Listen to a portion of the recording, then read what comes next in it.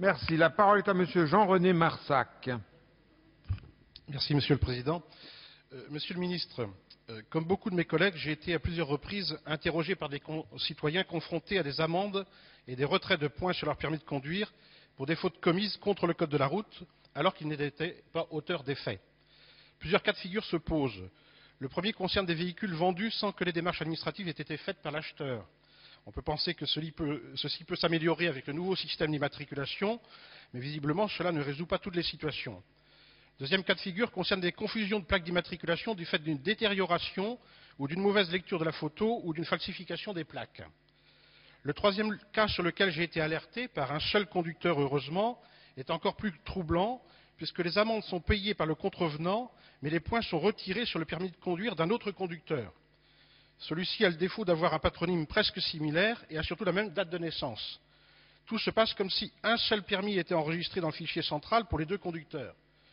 Tous les services administratifs et judiciaires concernés connaissent cette situation, mais le mauvais gag se poursuit. Le conducteur victime de cette erreur continue à perdre ses points. On peut donc comprendre que l'identification du conducteur fautif puisse produire des aléas et des erreurs.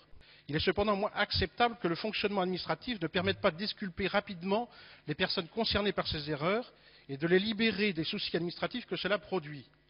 Sans compter les angoisses de ces conducteurs quant au devenir de leur permis de conduire, quand il ne reste plus que quelques points, les autres étant injustement retirés.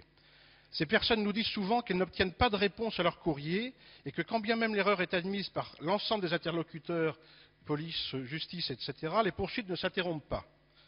Je souhaite, Monsieur le Ministre, que vous puissiez nous dire les raisons de ces tracasseries administratives et ce que vous comptez faire pour améliorer les procédures permettant d'identifier les véritables contrevenants et disculper rapidement ces conducteurs injustement poursuivis. Merci.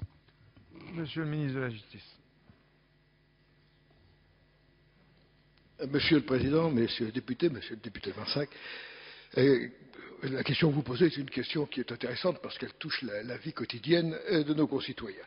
Et dans le cadre du contrôle automatisé, un avis de contravention est adressé automatiquement par le Centre national de traitement de Rennes à la personne dont le nom apparaît sur le certificat d'immatriculation et qui est présumé avoir commis l'infraction.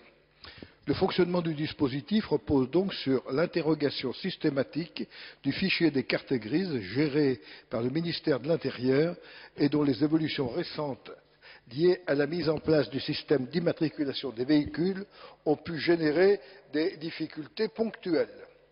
Les dysfonctionnements constatés concernent principalement l'hypothèse dans laquelle l'acheteur du véhicule s'abstient d'engager les démarches de réimmatriculation, soit par négligence, soit sciemment dans le but d'échapper à la sanction. L'avis de contravention est alors adressé au vendeur du véhicule, seul connu du fichier. Des mesures ont été prises par le ministère de l'Intérieur pour mettre un terme, dans les meilleurs délais à cette pratique. L'envoi d'avis de contravention est désormais stoppé dans le cas où le vendeur a régulièrement déclaré la cession du véhicule. Une personne qui reçoit par erreur un avis de contravention dispose toujours de moyens légaux pour contester sa responsabilité.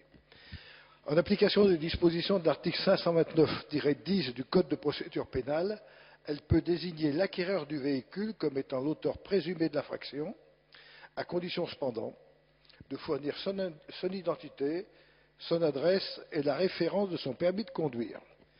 Cette démarche n'implique pas le versement d'une consignation. En outre, la seule production d'un certificat de cession du véhicule suffit à établir la bonne foi du vendeur, de sorte que l'officier du ministère public met fin aux poursuites. La recevabilité de la contestation est subordonnée au versement d'une consignation.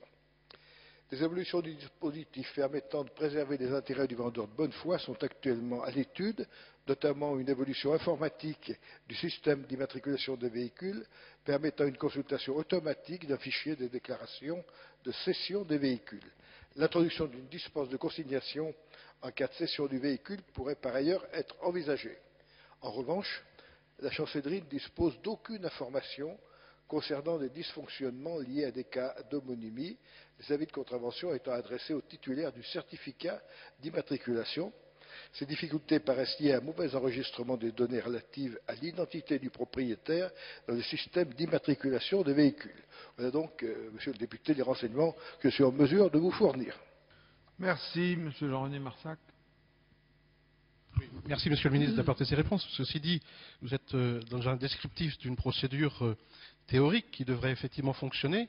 Or, ce que nous constatons sur le terrain, avec de nombreuses interrogations que nous recevons, c'est que ça ne fonctionne pas comme ça. C'est-à-dire que c'est très compliqué pour la personne de faire valoir sa bonne foi et d'obtenir des réponses. Et d'autre part, je continuerai à faire suivre le dossier concernant la personne ayant un permis de conduire identique à un fautif. Là, tout le monde reconnaît qu'il y a erreur, mais il est impossible aujourd'hui, sauf à lui conseiller d'aller au tribunal administratif, il est impossible aujourd'hui de faire rectifier cette erreur, ce qui est assez incompréhensible.